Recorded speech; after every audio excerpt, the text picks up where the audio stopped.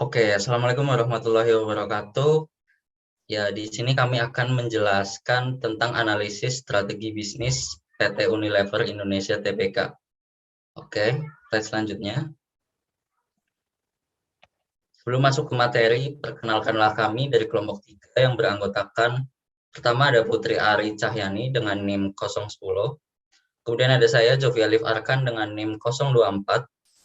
Ada Anissa Wanda dengan NIM 054 dan Tata Adila Mondria dengan NIM 110. Selanjutnya akan dijelaskan oleh Putri, silakan.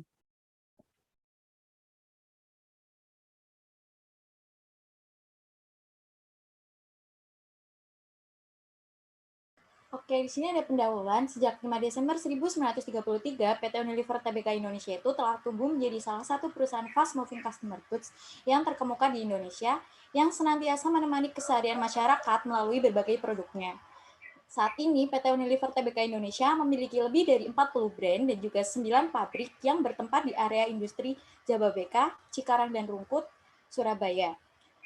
Pabrik serta produk-produk PT Unilever Tbk juga mendapatkan sertifikasi halal dari MUI. Next.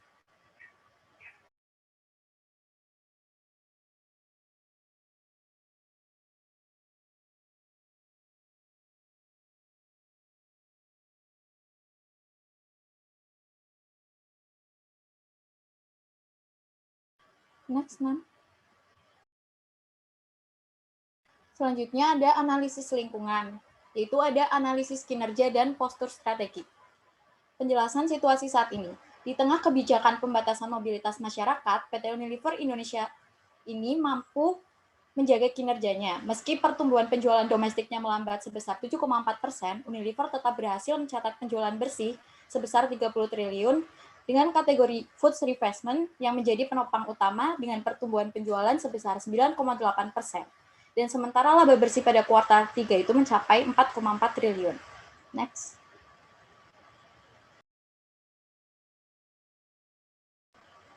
Selanjutnya ada analisis kinerja keuangan perusahaan, yaitu yang pertama ada analisis rasio keuangan. Next.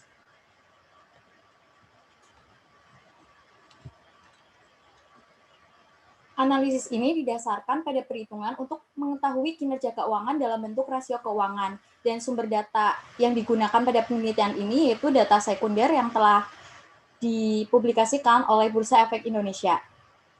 Dan data laporan ini merupakan periode tahun 2017 hingga 2020. Next.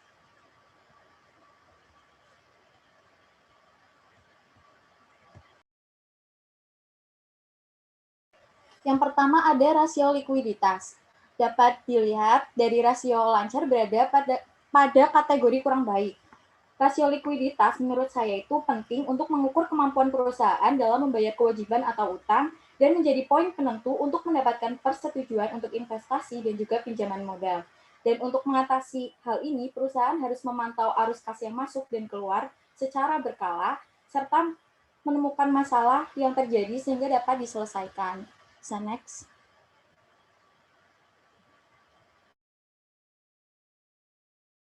Selanjutnya ada rasio solvabilitas.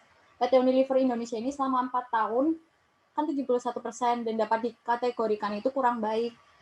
Dan menurut saya sendiri, kemampuan perusahaan untuk mengembalikan pinjaman yang telah diberikan oleh kreditor, baik jangka panjang atau jangka pendek, untuk mengatasi solvabilitas yang kurang baik, yaitu dengan meningkatkan aset lancar untuk jangka pendek dan pendapatan untuk jangka panjang. Mungkin bisa meningkatkan promosi dengan cara-cara baru melalui digital marketing dengan memanfaatkan media sosial sebagai medianya, seperti Instagram, TikTok, YouTube, sehingga lebih hemat dan juga dapat menarik konsumen yang lebih besar. Next.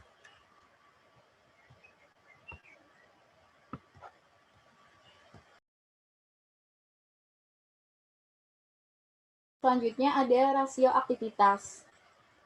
Dari hasil persediaan yang diperoleh, diketahui bahwa rasio perputaran persediaan itu disimpulkan kurang baik ya.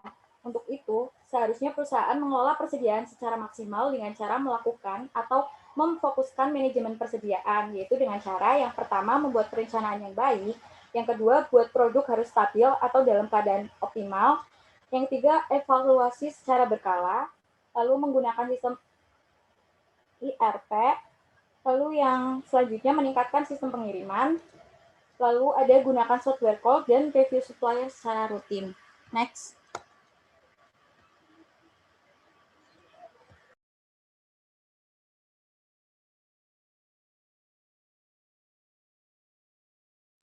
Selanjutnya ada rasio profitabilitas. Dari hasil pengembalian atas aset-aset diperoleh dan diketahui bahwa rata-rata rasio hasil pengembalian atas aset PT Unilever Indonesia itu dikategorikan baik.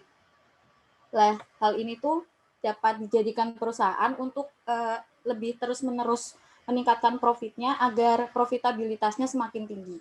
Bisa di next.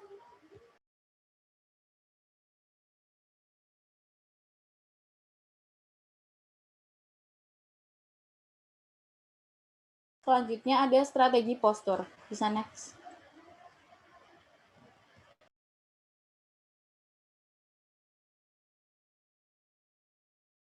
Yang pertama ada current vision. Di sini current vision untuk PT Unilever sendiri yaitu untuk meraih rasa cinta dan penghargaan dari Indonesia dengan menyentuh kehidupan setiap orang di Indonesia setiap harinya. Lah, untuk current mission-nya yaitu yang pertama untuk menciptakan masa depan yang lebih baik sepanjang hari. Lalu yang kedua membantu konsumen merasa nyaman, berpenampilan baik, dan lebih menikmati hidup melalui brand dan layanan yang baik bagi mereka dan orang lain. Lalu yang ketiga yaitu menginspirasi masyarakat untuk melakukan langkah kecil setiap harinya yang bila digabungkan itu bisa mewujudkan perubahan besar bagi dunia. Dan yang terakhir yaitu senantiasa mengembangkan cara baru dalam berbisnis yang memungkinkan PT Unilever ini tumbuh 2 kali lipat lebih besar dan dapat mengurangi dampak terhadap lingkungan serta meningkatkan dampak sosial. Next.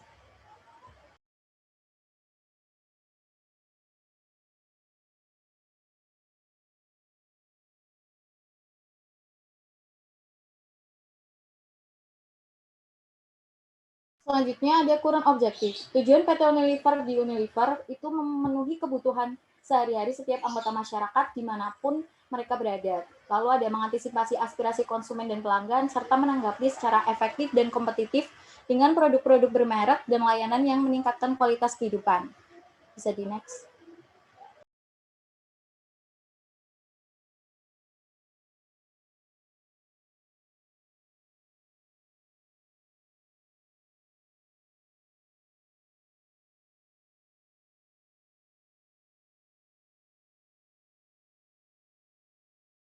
Yang selanjutnya ada current strategis. Itu ambisi pada PT Unilever sendiri adalah menjadi pemimpin di pasar global dalam hal menciptakan bisnis yang berkelanjutan, yang berlandaskan tujuan mulia atau purpose led dan mampu bersaing di masa depan atau future fit. Untuk mencapai ini, Unilever itu menerapkan 5 langkah strategis. Yang pertama yaitu mengembangkan portofolio yang berpotensi mendorong pertumbuhan yang tinggi. Lalu yang kedua, brand yang terdepan menjadi sumber kebaikan.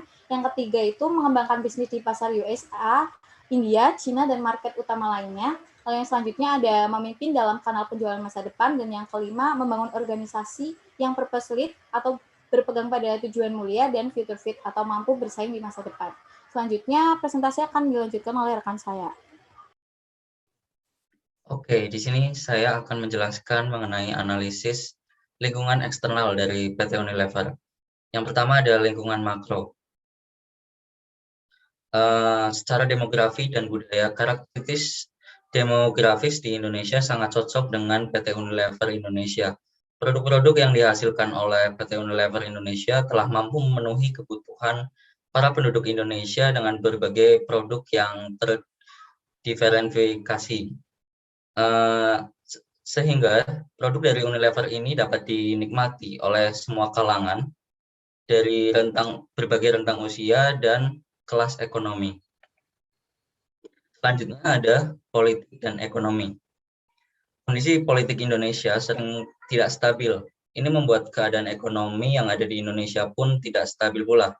Keadaan ini akan menjadi perhatian PT Unilever Indonesia dalam menjalani kegiatan organisasi sehari-hari maupun dalam membuat keputusan. Misalnya keadaan ekonomi yang tidak stabil akibat politik yang tidak menentu membuat Unilever mengurangi jumlah produksinya, dan bila kondisi politik stabil maka kondisi ekonomi pun akan stabil, maka PT Unilever dapat meningkatkan jumlah produksinya.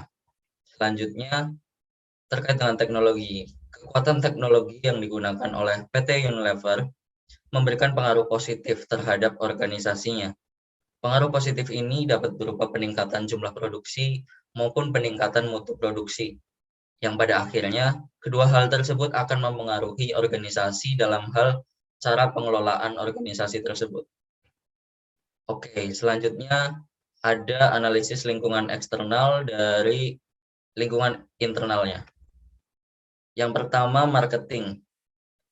Pandemi COVID-19 membuat PT Unilever berfokus untuk mendorong merek home care agar dapat dikenal oleh orang-orang, di mana hal ini menjadi lebih penting selama penerapan pembatasan akibat COVID-19, di mana kegiatan belanja itu dikurangi. Di seluruh merek home care milik Unilever telah meningkat pemasaran dengan TV multi saluran dan strategi digital mulai April 2020 dan seterusnya. Sebagai bentuk respon terhadap COVID-19, PT Unilever memfokuskan diri untuk mendukung inovasi kebersihan sambil mempertahankan investasi keseluruhan untuk home care. Beberapa merek seperti Rinso, Vixal, dan Wipol mendapatkan penguatan merek. Oke, selanjutnya ada finance. Di tahun 2021, Unilever telah menyiapkan strategi-strategi untuk tetap selalu tumbuh. Kekuatan digitalisasi dan inovasi akan berperan penting dalam rencana pertumbuhan mereka. Unilever berinvestasi secara intensif dalam memperkuat ekuitas brand, yaitu untuk mengisi peluang-peluang baru untuk dapat memenuhi aspirasi dan kebutuhan konsumen. Dengan strategi yang kuat di tahun 2021, perseroan percaya akan menjadi pemimpin pasar, menyesuaikan diri dengan lingkungan yang penuh tantangan, dan membangun bisnis yang lincah dan tangguh untuk masa depan. Oke, selanjutnya dari aspek operasinya, pendekatan Unilever melibatkan penerapan standar kualitas dalam proses operasional untuk memenuhi persyaratan kualitas produk. Misalnya perusahaan menerapkan ambang batas untuk produk cacat dan masalah terkait dalam operasi produksi. Kemudian yang kedua, Unilever menerapkan robotika dan otomatisasi di berbagai proses produksi di bawah kendalinya. Pendekatan ini memaksimalkan efisiensi dan produktivitas operasional. Kemudian yang ketiga, dalam meminimalkan biaya produksi dan biaya transportasi barang, Unilever melakukan efisiensi dan efektivitas biaya lokasi operasi yang menjadi keputusan strategis manajemen. Kemudian yang keempat, Unilever mempertahankan langkah-langkah redundansi untuk memastikan kepastian proses ketika permintaan tiba-tiba memuncak. Oke, selanjutnya ada dari aspek human resource management. Oke, yang pertama yaitu kesejahteraan. PT Unilever Tbk senantiasa memperhatikan kesejahteraan karyawan. Mereka mendorong untuk karyawannya menjaga aspek kesejahteraan dengan memperhatikan tingkat emosional mereka, terus menjaga kondisi mental mereka, dan tetap aktif secara fisik. Kemudian yang kedua, ada keberagaman dan inklusi. PT Unilever Tbk secara aktif melakukan advokasi mengenai keragaman dan inklusi di dunia kerja kepada komunitas bisnis Indonesia yang lebih luas.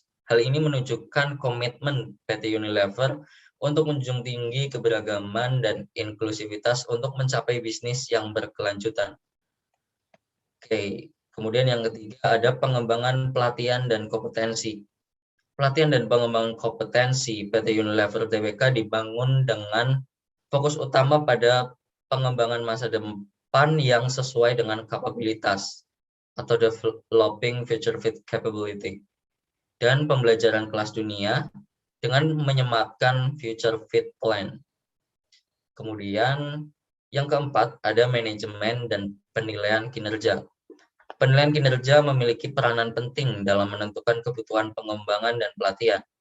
Unilever mengoptimalkan penempatan karyawan berdasarkan keahlian, pengalaman, dan bakat tertentu, menghargai kinerja yang baik, dan perencanaan suksesi dengan mengidentifikasikan secara cepat talenta yang memiliki potensi tinggi untuk menduduki posisi kepemimpinan. Oke, untuk selanjutnya akan dijelaskan oleh teman saya, silakan. Oke, selanjutnya ada perencanaan, perekrutan, retensi, dan suksesi. PT Unilever sendiri memprioritaskan SDM yang berkualitas. Untuk memastikan individu yang mampu mengisi lowongan penting di PT Unilever ini menggunakan strategi pencarian kandidat dari eksternal secara proaktif dan menyediakan jalur pengembangan karir yang jelas melalui individual development plan. Menurut pendapat saya, strategi yang dilakukan oleh PT Unilever dengan menyediakan input SDM baik akan mempermudah perusahaan untuk mencapai tujuannya. Next. Selanjutnya ada hubungan industrial.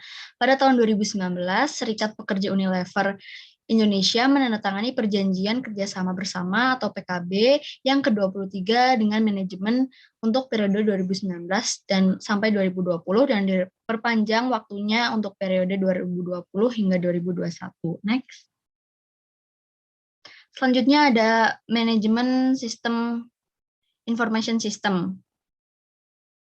PT Unilever mempunyai 3 bagian sistem informasi manajemen yang digunakan, yaitu CRM, yaitu PT Unilever menggunakan strategi ini untuk mengembangkan potensi perusahaan secara jangka panjang dan menyokong profitabilitas perusahaan. Lalu ada IMC, yaitu PT Unilever menyatukan saluran-saluran komunikasi atau pemasarannya untuk memaksimalkan pesan-pesan positif dan meminimalkan pesan-pesan negatif dari hubungan antar produk. Lalu ada CCR, yaitu PT Unilever ini memiliki misi untuk memasyarakatkan kehidupan yang berkelanjutan dan memaksimalkan pemanfaatan kepada masyarakat, seperti itu. Jadi dari ketiga strategi ini bisa dibilang PT Unilever tidak hanya memikirkan eksternalnya saja, tapi ingin bermanfaat bagi masyarakat Indonesia. Next. Selanjutnya ada perencanaan, formulasi, strategi. Next. Yang pertama ada strategi korporasi. Nah, strategi korporasi ini PT Unilever memiliki 2 strategi.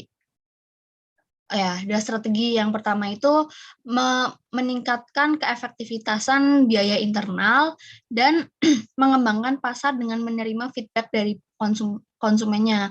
Nah, PT Unilever ini menggunakan strategi korporasi untuk menghindari tantangan-tantangan yang tidak terduga seperti inflasi, kenaikan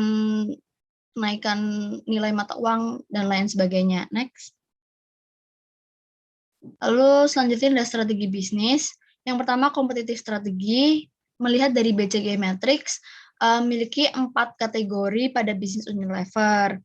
Yang masuk dalam kategori produk-produk stars atau bintang, itu ada Rinso, Pepsodent, Lux, dan Molto.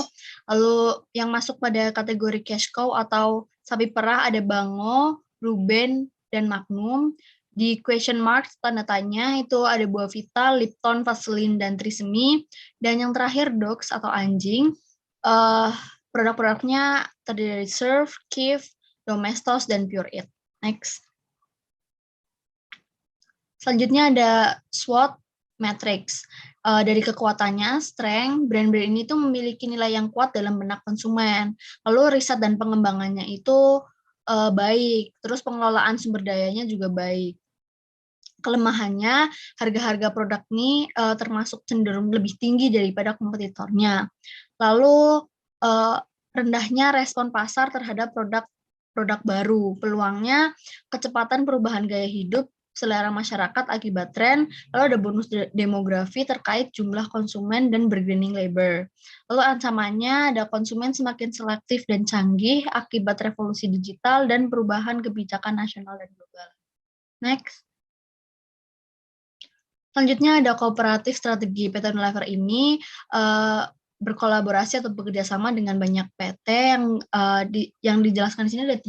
Yang pertama ada PT dengan Shopee, lalu ada PT Salam Pacific Indonesia Lines, dan Gojek.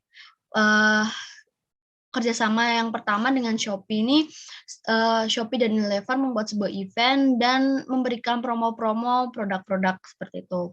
Lalu dengan PT Salam Pacific Indonesia Lines, itu mereka bekerja sama dalam pemanfaatan teknologi informasi. Dan dengan PT Gojek, Mereka berkolaborasi untuk mendukung pemberlakuan protokol kesehatan dan kebersihan, dan berkolaborasi untuk meluncurkan program sahabat sekolah. Jadi menurut saya berkolaborasi atau bekerja sama antar banyak PT atau perusahaan itu sangat penting untuk memunculkan ide-ide atau gagasan-gagasan yang baru. Next.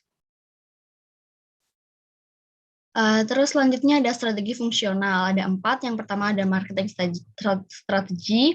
Di marketing strategi ini, PT Unilever ini menciptakan tidak hanya memasarkan produk untuk kebutuhan pasarnya saja, tapi mereka juga memastikan bahwa kompetitornya itu harus memikir beberapa kali nih untuk menjadi kompetitor dari PT Unilever. Lalu ada financial strategi. PT Unilever ini berfokus pada peningkatan omset penjualan, laba perusahaan, dan menekankan struktur biaya, namun tidak menutup kemungkinan melakukan pertumbuhan anorganik.